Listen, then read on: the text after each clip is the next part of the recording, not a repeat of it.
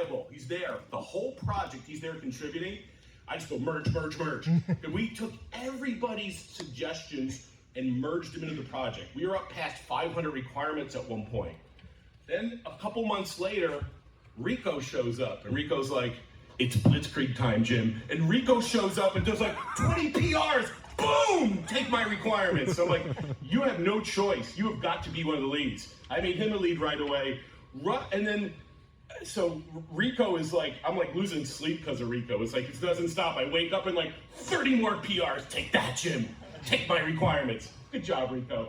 And I'm like, Rico, we're gonna go live when we're ready. And Rico was like, no, we're not, Jim. We're going live in Vienna. And I'm like, okay. So I listened to him. I was like, give this big speech. We are not going live till we're ready. We're gonna make this standard proper. We're gonna take the time to do this right. And Rico goes, no. I'm sorry, he goes, 9. 9, we are going live in Vienna. I'm like, okay. So like we listen to each other, right? This is the best part about this standard body around us is that we listen to each other. It's been a very mostly harmonious project. Then we got Russ over here. I gotta tell you a Russ story. Hang on for a second. So Russ helped found the project with me at a time. He's running 3 jobs all at once. He's a busy guy. And I'm like, come on, let's do this, Russ. He's like, Jim, I don't sleep anymore. I'm teaching at Caltech. I'm working a full-time job. I got a family. I'm going crazy here. I got you. So I'm starting to put pressure on Russ. Come on, let's get this going. All of a sudden, Russ has a full stroke. Oh. And this is sick, right? So Russ is like lost some of the ability to move his left arm, having trouble walking. His brain went through a stroke.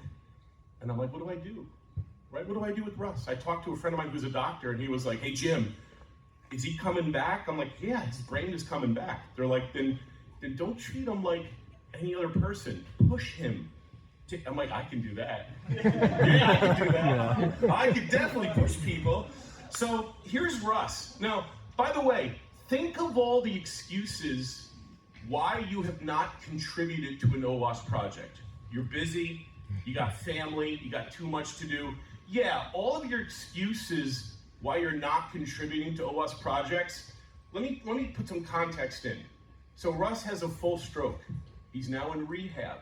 He's showing me pictures of his brain, the center where he got stroked out, and why part of his body's not working.